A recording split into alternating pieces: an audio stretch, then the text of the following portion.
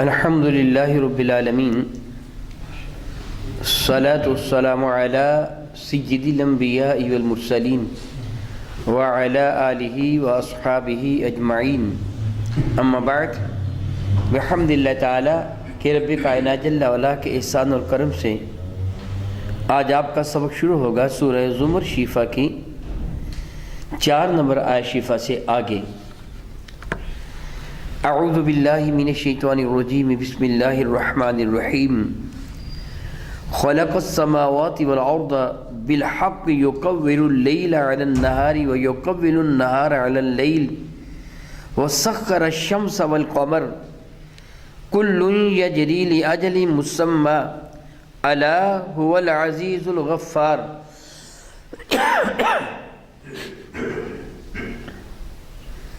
رب کائنات ارشاد فرماتے ہیں خلق السماوات والارض بالحق، اس رب ذوالجلال نے تخلیق فرمایا آسمان کو اور زمین کو، یعنی آسمانوں کو اور زمین کو تخلیق فرمایا بالحق، جو تخلیق فرمایا جیسے تخلیق فرمایا حق کے ساتھ تخلیق فرمایا۔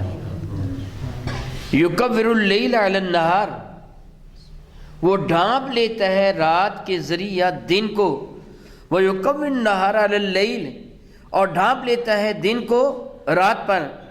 سَخَّرَ الشَّمْسَ وَالْقَمَرَ، اسے تابع حکم فرما رکھا ہے سورج اور چاند کو بھی۔ كُلٌّ يَجْرِي، یہ سارے کے سارے دونوں چلتے ہیں لِأَجَلٍ مُسَمَّى، ایک معینہ مدت تک کے لیے۔ أَلَا هُوَ الْعَزِيزُ الْغَفَّارُ، اچھی طرح جان لو، خبردار، وہ رب کائنات جل وعلا عزیز بھی ہے، غالب قوتوں والا بھی ہے، غفار اور گناہوں کی پردہ پوشی فرمانے والا بھی۔ رب ذوالجلال نے اس آیت مبارکہ میں اپنی قدرت کے کچھ دلائل کا تذکرہ فرمایا۔ پچھلی آیات مبارکہ میں آپ نے سنا کہ کفار نے جو رب کائنات جل وعلا کی جانب نہایت ہی نازیبہ چیزوں کی معاذ اللہ نسبت کی تھی کہ اللہ تعالیٰ جل وعلا کی جانب بیٹے کی نسبت کر دینا، یا معبودان باطلہ کو اللہ تعالیٰ جل وعلا کا ہمسر بنا دینا۔ پچھلی آیات مبارکہ میں ان کی تردید فرمائی گئی۔ اب رب کائنات نے بڑی آسان پیرائے میں اپنی توحید کے مزید دلائل ذکر فرمائے کہ رب کائنات جل وعلا وہ ہے جس نے آسمانوں کو بنایا اور زمین کو بنایا۔ اب وہ دیکھیں کافر جن کو وہ اللہ تعالیٰ جل وعلا کا شریک ٹھہراتے ہیں، معاذ اللہ تعالیٰ سماد اللہ تعالیٰ کی مملکت میں اللہ تبارک و تعالیٰ جل وعلا کا معاون خیال کرتے ہیں۔ اللہ یعوذ باللہ تعالیٰ کفار یہ خیال کرتے تھے کہ تنہا رب کائنات جل وعلا اس کائنات ہستی کو نہیں چلا سکتا، اس کو چلانے کے لیے معاونین کی ضرورت ہے۔ چنانچہ جو معبودان باطل ہیں، لات منات عزا وغیرہ، یا وہ ستارہ پرست سورج یا چاند ستاروں کی پوجا کرنے والے، ان کا یہ خیال تھا یہ سارے کے سارے مل کر اللہ رب العزت جل وعلا کے معاون بنتے ہیں، اور پھر اللہ تعالیٰ جل وعلا امور ملکت جو ہے وہ سر انجام دیتا ہے، پھر کائنات ہستی کو چلاتا ہے۔ سختی کے ساتھ اس کی تردید کی گئی۔ عقل کے اندھو ذرا کبھی غور کرو، کبھی غور کرو، اللہ وہ ہے جس نے آسمانوں کو بنایا ہے، اللہ وہ ہے جس نے زمین کو بنایا۔ بنانے والا پہلے ہوتا ہے، بننے والا بعد میں ہوتا ہے، یہ ایک اصول ہے۔ بنانے والا پہلے ہوتا ہے، جس کو بنایا جاتا ہے وہ بعد میں ہوتا ہے۔ ان بتوں کو بدبختوں تم نے کل گھڑ کر اپنے معبد خانہ کی زینت بنایا، یہ بت کل گھڑ کے تم نے رکھا، زمین و آسمان تو تم جانتے بھی نہیں کب کا بنا ہوا ہے، پھر بتاؤ بت کل بنا، زمین و آسمان کو کس نے بنایا؟ وہ کیسے اس رب کا معاون بن گیا جو آج بن رہا ہے؟ عیسیٰ پیدا ہوئے، حضرت عزیر پیدا ہوئے، تو کیا ان کے پیدا ہونے سے پہلے آسمان نہیں بنا تھا؟ رب کائنات جل وعلا کی حکومت و سلطنت میں کوئی نقص باقی رہ گیا تھا؟ جب تم یہ کہنے پہ مجبور ہو جاؤ گے کہ ہمیشہ سے جب سے رب کائنات سورج اور چاند کو تخلیق فرمایا اس کی ڈیوٹی لگا دی، اس سے ایک لمحہ کے لیے بھی اپنی ڈیوٹی میں کوتاہی نہیں برتی ہے، اس سے اپنے رب کی نافرمانی نہیں کی۔ سورج بھی روزانہ معمول کے ساتھ آتا ہے، چاند بھی معمول کے ساتھ آتا ہے، اور ان کا گھٹنا اور بڑھنا ایک مخصوص معینہ حالت تک ہے، وہ سب کچھ اللہ تعالیٰ کے دست قدرت میں ہے۔ جب تک یہ تمہارے بت بنے نہیں تھے، کیا اس وقت یہ سارا نظام نہیں چل رہا تھا؟ اب بھی چل رہا ہے۔ معلوم ہوا کہ تمہارا عقیدہ ہے یہ باطل عقیدہ ہے، یہ غلط اور گندہ عقیدہ ہے۔ ایک معمولی کامن سینس، ایک نارمل عقل رکھنے والا بھی اس بات سے بخوبی واقف ہے کہ جب تک بنانے والا موجود نہ ہو چیز بنتی نہیں۔ آسمان بنانے والا تھا تبھی آسمان بنا، زمین بنانے والا تھا تب ہی زمین بنی۔ جب اس کو اس وقت تخلیق کرتے وقت ان کی ضرورت یا محتاجی نہیں، تو اب کیوں کر محتاجی پیدا ہو گئی؟ وہ بے نیاز ہے، محتاج نہیں ہے۔ خلق السماوات والارض بالحق، آسمان کو بنایا تو حق کے ساتھ، یعنی آسمانوں کو، سماوات جمع کسی گا، والارض، اور یہ بات کہ دیگا اردین بھی پڑھا جا سکتا ہے لیکن پڑھا نہیں جائے گا، یعنی اس کو یوں سمجھا جائے گا ساری زمینیں بنائیں اور حق کے ساتھ بنائیں۔ ذرا اس حقیقت پر تھوڑا سا غور کرو، رب کائنات جیسا حسین و جمیل آسمان بنا دیا، کیا اس سے زیادہ حسین بننا ممکن ہے؟ کبھی بھی نہیں۔ بغیر ستونوں کے کھڑا کر دیا، کیا ایسے ممکن ہے؟ کبھی بھی نہیں۔ پھر زمین کو دیکھو کتنی بے مثال بنا دیا، معدنیات کے خزانے زمین میں رکھ دیے، نباتات، جڑی بوٹیاں، پھل پھول، پتے، تنے، جن کو ہم کھاتے ہیں، جن سے ہم پیتے ہیں، وہ سب کچھ رب کائنات نے زمین سے تخلیق فرما دیا۔ یہ رنگ برنگ کے پھول، یہ حسین و جمیل پھل، یہ طرح طرح کے میوے، یہ خوشبودار لذیذ ترین، یہ سارے کے سارے ثمرات، یہ کہاں سے پیدا ہوئے؟ زمین سے پیدا ہوئے۔ ان سب کا خزانہ رب کائنات نے زمین کے اندر رکھ دیا، اس سے جو بنایا جیسے بنایا بے مثال بنا دیا۔ ارشاد فرماتے ہیں کہ اللہ کی کائنات یکور اللیل علی النہار، کور ڈھانپ لینا۔ اصطلاح میں سر پر امامہ باندھا جاتا ہے اور ہر امامہ کور کہلواتا ہے، ایک کے اوپر دوسری تہہ کا چڑھ جانا۔ اس لیے کبھی لباس کو بھی ویسے عجب بات ہے، لفظ کور عربی میں بھی، اردو میں بھی، انگلش میں بھی، کسی چیز کو ڈھانپنا، کسی چیز کے اوپر غلاف چڑھا دینا۔ جس طرح ایک چیز کے اوپر غلاف چڑھا کے اس کی حالت میں تغیر لے جایا جاتا ہے۔ یاد رکھیے، ہمارے بدن خوبصورت اتنے نہیں ہیں جتنی خوبصورتی سے لباس میں ہے۔ اللہ تعالیٰ نے یہ لباس زینت کے لیے عطا فرمایا۔ کبھی اپنا قمیض اتار کر شیشے کے سامنے کھڑی ہو کے دیکھنا، بے تک کی توند تیری شکل بگاڑ رہی ہوتی ہے۔ رب کائنات یہ لباس عطا فرما کر تجھ کو حسن عطا فرما دیا، اس لیے سب کو چھپا لیا نا۔ اس طرح کبھی دن کی سفیدی کو رات کی سیاہی ڈھانپ لیتی ہے، کبھی رات کی سیاہی پر دن کی سفیدی غالب آ جاتی ہے، کبھی ایک تہہ کبھی دوسری تہہ، جیسے جیسے سیاہی سکڑتی چلی جاتی ہے روشنی آگے قدم بڑھاتی چلی جاتی ہے، پھر جیسے جیسے روشنی سکڑتی چلی جاتی ہے سیاہی اپنا دامن بکھیرتی چلی جاتی ہے۔ رب کریم فرماتے ہیں یہ سب کچھ میری قدرت کی دلیل ہے۔ یہ تغیر، کبھی سفیدی کبھی سیاہی، کبھی وہ اتنی گھنگھور گھٹائیں ہاتھ کو ہاتھ دکھائی نہیں دیتا، کبھی اتنا روشن و تابہ سورج کہ معمولی ذرے بھی چمک اٹھتے ہیں۔ فرماتے ہیں وَسَخَّرَ الشَّمْسَ وَالْقَمَرَ، اس سے تابع حکم فرما دیا سورج کو بھی اور چاند کو بھی، جو اس کی فرما برداری اور اس سے وفا کی ایک بین دلیل ہے کہ جب تک وہ چاہے گا سورج بھی مسلسل چلے گا، چاند بھی مسلسل چلے گا۔ کیا کبھی ایسے ہوا کہ چاند کے چڑھنے میں، طلوع ہونے میں کبھی ایسے ہوا کہ ناگا ہو گیا ہو؟ کبھی یہ مرمت کے لیے کسی ورکشاپ میں گئے ہوں؟ جب سے جاری ہیں آج تک بالکل نئے ہیں، ان میں پرانا پن ہے ہی نہیں ہے، ان میں پرانا پن۔ میں بچپنے میں تھا، پھر میں اپنی زندگی کے اوائل کے سال گزارے، پھر میں جوان ہوا، اب بوڑھا ہو گیا، پرانا ہو گیا۔ چاند کب سے ہے یہ پرانا ہوتا ہی نہیں ہے، ہر نیا پرانا ہوتا ہے۔ چاند کو دیکھو، سورج کو دیکھو، ستاروں کو دیکھو، یہ پرانے نہیں ہوتے ہیں، ان میں کبھی تبدیلی نہیں آتی۔ ہاں جب رب نے چاہا، میرے نبی نے اشارہ کیا تب چاند نے سینہ چاک کر دیا تھا، وگرنہ چاند بدستور ہے، جیسے کل تھا اسی طرح ایسے ہے، اسی طرح قیامت تک رہے گا۔ سورج وقت پر غروب ہوتا ہے، ہاں جب میرے نبی کے مبارک ہاتھ دعا کے لیے اٹھ گئے تھے تو ڈوبا ہوا سورج واپس آ گیا تھا۔ وصوت دیگر کیا ہے؟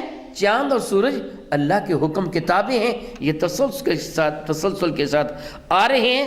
کلو یجری، یہ سارے کے سارے جاری ہیں، نظام شمسی یہ سارے کا سارا روا دوا ہے، چل رہا ہے، لِأَجَلِ مُسَمًّن، ایک معینہ مدت تک کے لیے، ان کا آپس میں ٹکراؤ نہیں ہوتا۔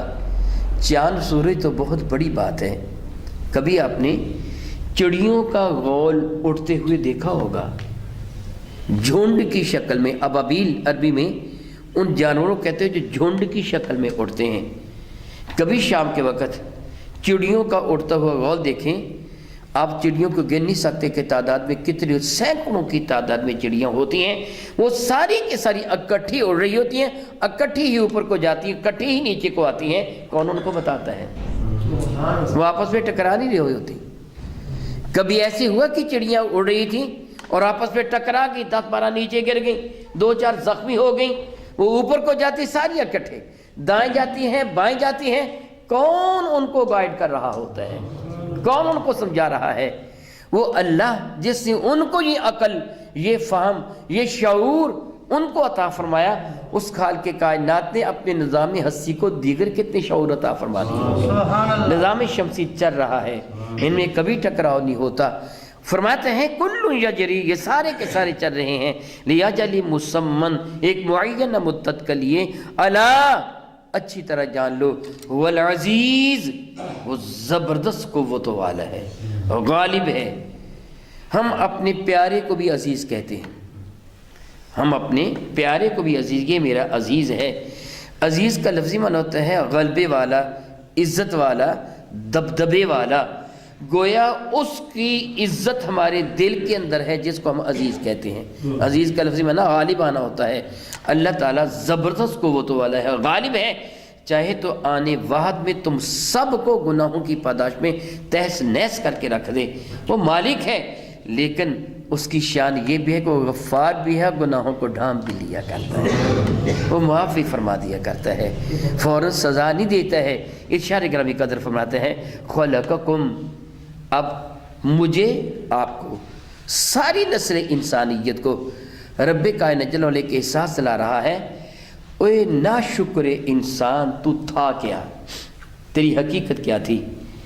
وہ گندا پانی جو تیرے بدن سے نکلے تو تجھ پر غسل واجب ہو جائے، وہ ایک حقیر پانی اگر تیرے بدن کو لگ جائے تو تجھے کراہت محسوس ہوتی ہے، تیرے کپڑوں کو لگ جائے تو دھوئے بغیر تجھے سکون نہیں آتا، تیرے ہاتھ کو لگ جائے تجھے کراہت ہوتی ہے، اس پانی کے خلاصے سے تجھ کو تخلیق کر دی ہے۔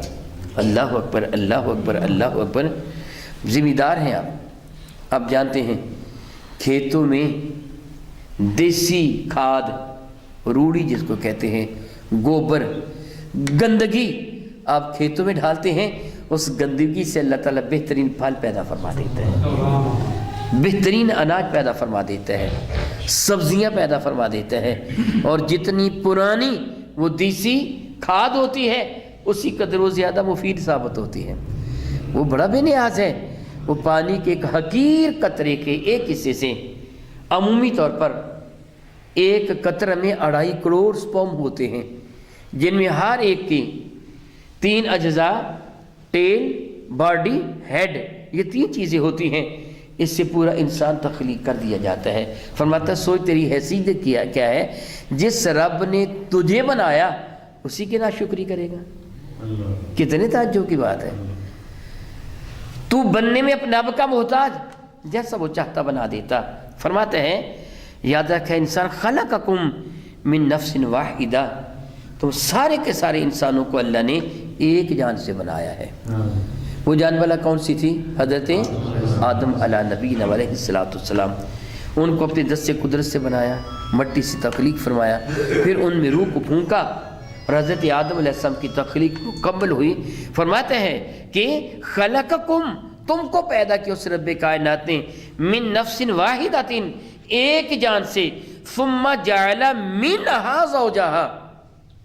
مسلمانوں کے ایک فرقہ کی تردید ہو رہی ہے، وہ کہتے ہیں آدم سے ان کی بیوی پیدا نہیں ہوئی، ان کی تردید ہو رہی ہے.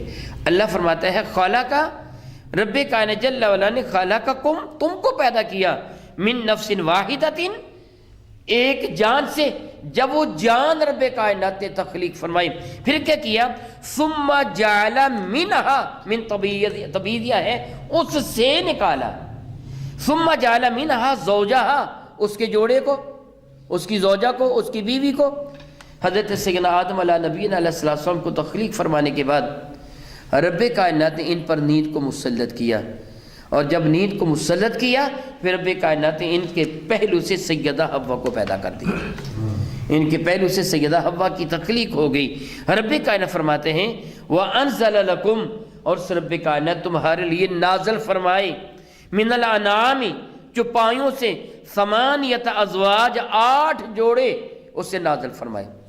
بعض مفسرین کرام نے صاحب تفسیر مظہری نے جگہ بڑی طویل گفتگو فرمائی ہے. فرماتے بعض مفسرین کرام فرماتے ہیں یہ جو حلال جانور جس طرح اونٹ ہے، گائے ہے، بھیڑ ہے، بکری، یہ کتنے بنے بتا دیجئے؟ اونٹ، گائے، بھیڑ اور بکری یہ کتنے بنے؟ مذکر 4 مؤنث، جوڑے کتنے بن گئے؟ 8. وہ تحریف فرماتے بعد مفسرین کرام فرماتے ہیں یہ جانور بھی رب کائنات نے حضرت آدم کے ساتھ جنت سے اتارے تھے، لیکن جمہور مفسرین کرام اس پر اعتماد نہیں کرتے ہیں. فرماتے ہیں ان کو رب کائنات نے زمین پر تخلیق فرمایا، بلکہ حضرت سیدنا آدم علیہ السلام کے زمین پر تشریف لانے سے پہلے یہ جانور زمین پر موجود تھے.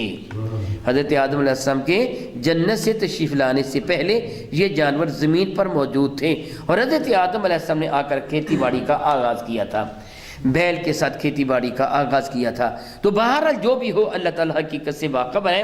مراد یہ ہے اللہ تعالیٰ اپنی نعمتوں کا تذکرہ فرما رہا ہے وہ حلال جانور کہ جن کا گوشت بھی تم کھاتے ہو، جن کا دودھ بھی تم پیتے ہو، اپنے رب کا احسان مانو. اللہ نے تمہیں بھی پیدا فرمایا اور تمہاری خوراک کے لیے اللہ تعالیٰ نے اسباب بھی مہیا فرما دیے. پھر انسان کبھی تو غور کر کبھی غور کر، تو دنیا میں آیا نہیں، تیرے رب نے تیری غذا تیرے دنیا میں آنے سے پہلے تیری ماں کے سینے میں بھیج دی، اور پھر تجھے دانت نہیں دیے. کبھی غور کیا؟ دانت نہیں دیے. کیوں نہیں دیے؟ تو نے دودھ پینا ہے. پھر تو اپنی ماں کا دودھ پیتا رہا، 2 سال مکمل ہو گئے، تجھے اللہ تعالیٰ نے دن منہ دانت عطا فرما دیے. شاید کبھی آپ نے غور کیا ہوگا یہ دودھ کے دانت ہمیشہ رہتے ہیں یا گر جاتے ہیں؟ یہ کیوں گر جاتے ہیں؟ نئے دانت کیوں آتے ہیں؟ پہلے تیرا جبڑا ہوتا ہے چھوٹا، تجھے کھانے کے لیے دانت عطا فرما دیے.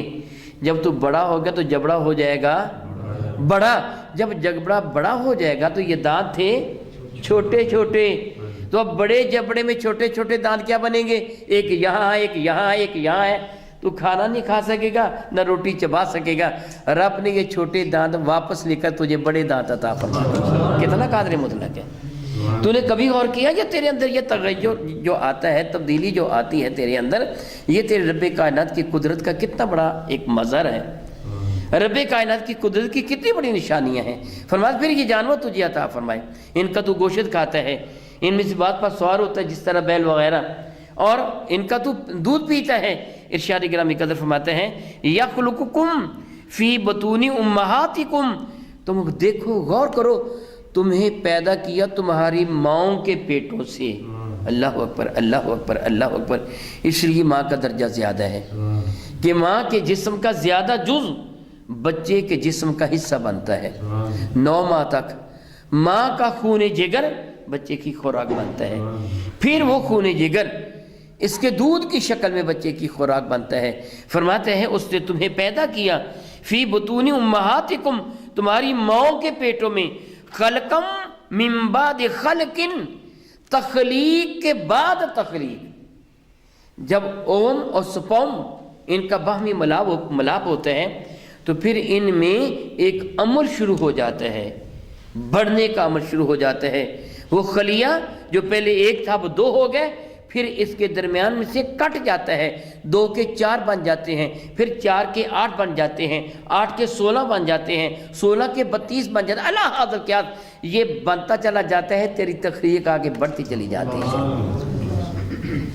پہلے تیری حالت ایک خون کی پھٹکی جیسے ہوتی ہے، پھر آہستہ آہستہ جونک کی طرح، القا جونک کی طرح، جس طرح شہتوت کی شکل ہوتی ہے اس طرح کی تیری شکل بن جاتی ہے، دیکھنے میں قابل نفرت ہوا کرتا ہے، محبوب نہیں ہوا کرتا۔ اس حالت میں تجھ کو دیکھنے والا دیکھ کے ڈر جاتا ہے یہ ہے کیا؟ پھر تیرا رب آہستہ آہستہ آہستہ آہستہ تیرے اعضائے بدن کا اظہار فرماتے ہیں، نقطے سے جسم پر بن جاتے ہیں، آنکھوں کی جگہ بھی نقطہ، کانوں کی جگہ نقطہ، ناک کی جگہ نقطہ، منہ کی جگہ نقطہ، جسم کے جتنے سوراخ ہیں وہاں نقطے بن جاتے ہیں۔ آہستہ آہستہ رب کائنات ان کی گروتھ فرماتا چلا جاتا ہے، ربوبیت فرماتا چلا جاتا ہے، تجھے جیتا جاگتا انسان بنا کے رکھ دیتا ہے۔ سبحان اللہ تعالی و بحمدہ۔ فرماتے پھر میں تخلیق فرماتا ہوں، ایک کے بعد دوسری تخلیق ہوتی ہے، فی ظلمات ثلاث، 3 اندھیروں میں۔ علماء کرام نے جگہ بہت ساری گفتگو فرمائی ہے۔ پیٹ کا بھی اندھیرا ہے، یہ پیٹ کے اوپر کی جھلی کے نیچے بھی ایک جھلی ہے، اس کے بعد پھر رحم ہے، یہ اندھیرے ہیں، ایک کے بعد دوسرا اندھیرا، تیسرا اندھیرا۔ بعض نے کہا ایک پیٹ کا اندھیرا، دوسرا رحم کا اندھیرا، تیسرا وہ اندھیرا جس جھلی کے اندر بچہ موجود ہوتا ہے، آنکھیں اس کی بند ہوتی ہیں، آنکھیں اس کی بند ہوتی ہیں۔ کسی شخص نے اللہ کے ایک برگزیدہ بندے سے سوال کیا تھا کہ میں نے سنا رسول رحمت نے ارشاد فرمایا کہ جنت میں انسان کھانا کھائے گا، پانی پیے گا، مگر وہ پخانہ نہیں کرے گا۔ کیا بھلا؟ کھانا کھائے گا، پانی پیے گا، مگر وہ پخانہ نہیں کرے گا۔ بات سمجھ میں نہیں آتی۔ حضرت مسکرا کے فرمان گے تو نے بھی تو ایسے ہی کیا۔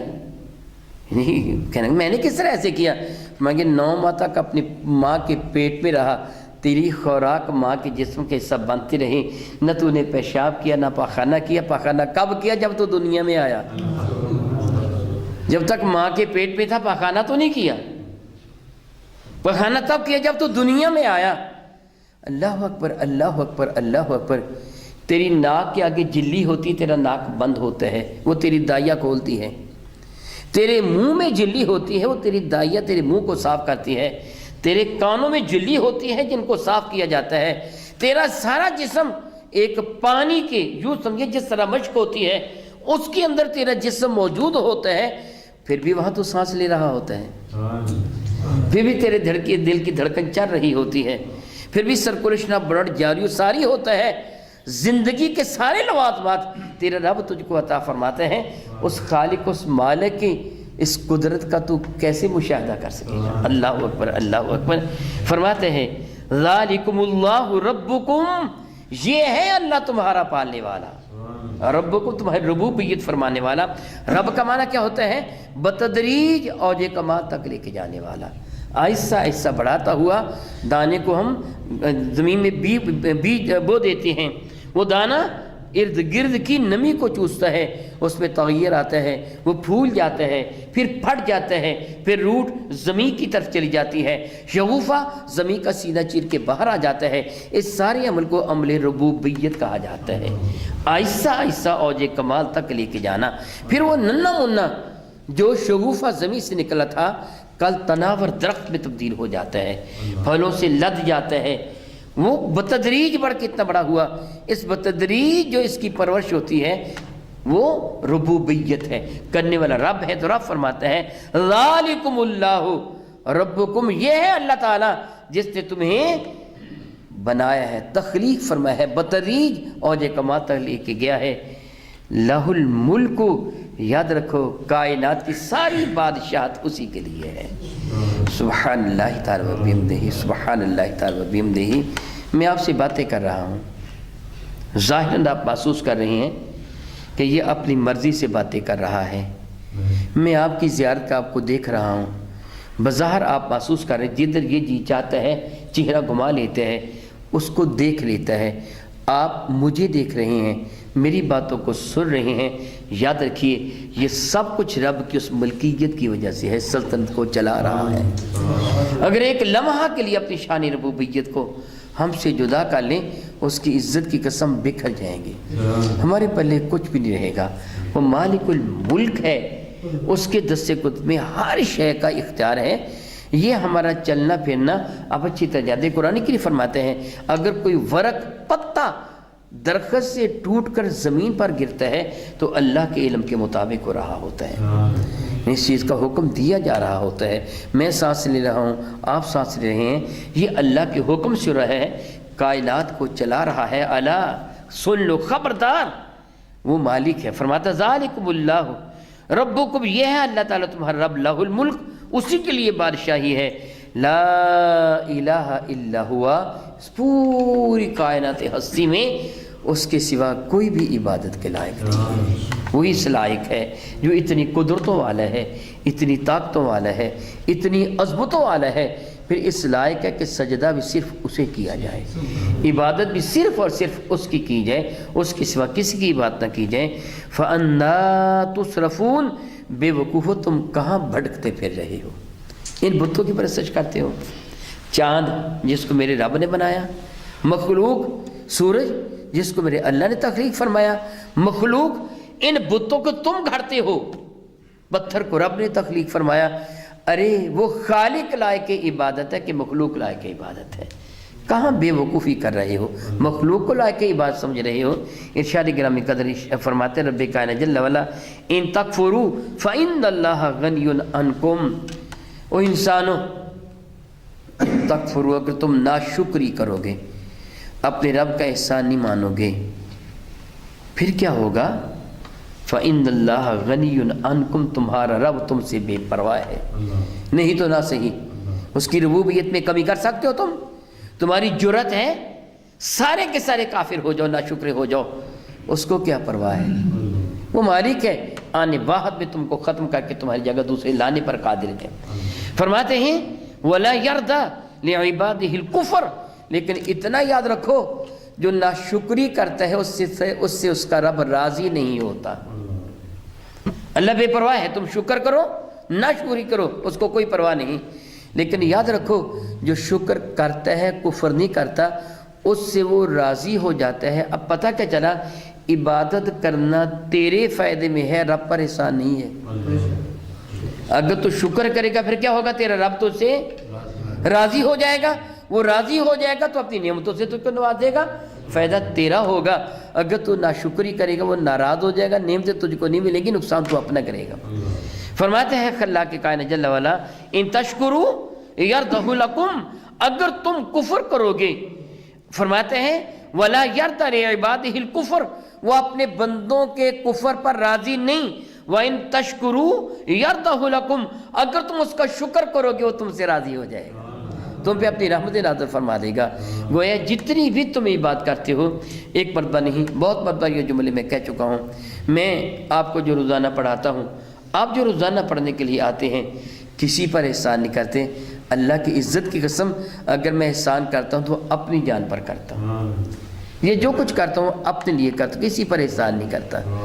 آپ پڑھنے کے لیے آتے ہیں، آپ کسی پر احسان نہیں کرتے، اپنے پر احسان کرتے ہیں۔ ہاں ہمیں اس پر اپنے رب کا شکر ادا کرنا چاہیے کہ مولا تیرا احسان ہے کہ تو نے ہم کو عبادت کی توفیق دے دی ہے، یہ بھی رب کائنات کی عطا ہے۔ ارشاد گرامی قدر فرماتے ہیں، اور یاد رکھو وَلَا تَزِرُ وَازِرَةٌ وِزْرَ أُخْرَىٰ، ایک کا بوجھ رب کائنات جل وعلا ارشاد فرماتے ہیں دوسرے پر نہیں ڈالا جائے گا۔ میں اللہ تعالیٰ سے معافی مانگتا ہوں ان جعلی پیروں سے اظہار نفرت کرتا ہوں، اظہار برات کرتا ہوں، جو مریدوں کو کہتے ہو کیا تمہیں ضرورت ہے نماز پڑھنے کی، تیرا بوجھ میں اٹھاؤں گا، میں تجھے لے کے جاؤں گا۔ وہ عقل کے اندھے تو اسے تو اپنا بوجھ نہیں اٹھایا جائے گا، تو دوسرے کا بوجھ کیا اٹھائے گا؟ اور ایسے نہیں ہو سکتا کہ جرم کوئی کرے سزا کسی کو مل جائے، یہ تو ظلم ہے، اور رب اس سے پاک اور منزہ ہے۔